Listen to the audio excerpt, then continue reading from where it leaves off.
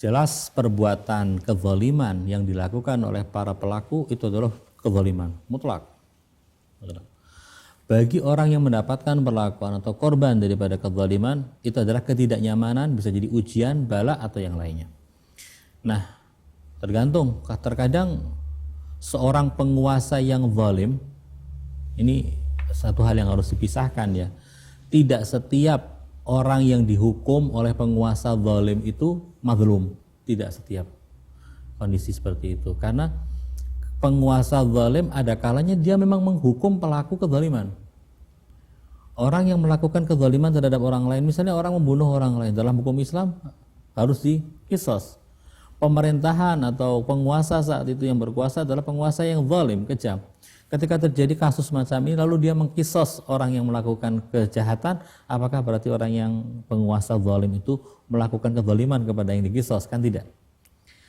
Tapi kalau seandainya orang yang diperlakukan dengan sewenang-wenang oleh penguasa zalim dalam kondisi dia adalah orang yang mazlum, maka itu adalah bala yang supaya Allah Subhanahu wa taala akan mengangkat derajatnya. Seperti yang terjadi pada Imam Husain alaihissalam, yang dilakukan oleh Yazid, oleh Umar bin Sa'ad, oleh Shimir bin Dzil Jaushan, dan semua kelompok yang menyerang Imam Husain pada saat itu adalah sebuah kezaliman maha dahsyat. Untuk Imam Husain alaihissalam itu adalah musibah, karena harus menanggung penderitaan yang dahsyat.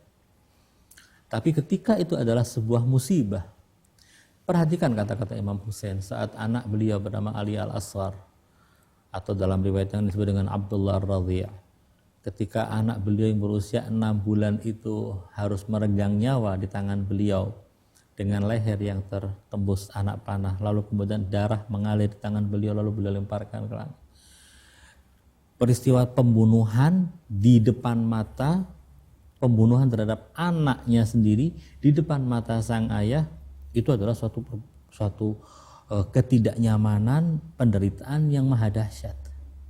Tapi apa kata Imam Husain? Hawana alayya annahu bi'ainillah, kata Imam Husain. Ini menjadi ringan bagi saya. Bagi aku ini ringan untuk menanggung beban ini, karena aku tahu yang peristiwa ini disaksikan oleh Allah. Ketika Allah menyaksikan, artinya Allah itu lebih penyayang terhadap anakku dibandingkan aku. Allah penyayang pada aku dibandingkan diriku sendiri. Ketika Allah melihat, menyaksikan ini, berarti Allah sedang menguji aku.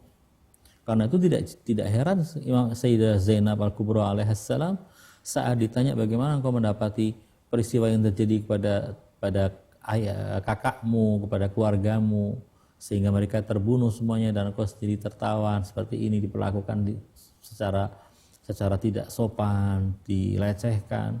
Apa jawaban Sayyidah Zainab? Ma ra'aitu illa jamila. Ini semua yang aku lihat ini adalah sesuatu yang indah. Kenapa? Betul, tidak nyaman. Tapi bagiku ini adalah keindahan. Sebab datangnya dari Allah. Allah sedang menguji aku. Jadi harus dibedakan antara perbuatan itu yang dilakukan oleh si zalim, itu pasti sebuah kezaliman. Karena kasusnya adalah kasus terhadap orang yang mazlum. Untuk orang mazlum sendiri, dia adalah sebuah musibah yang dengan itu dia kalau bersabar akan mendapatkan pahala dari Allah Subhanahu wa taala.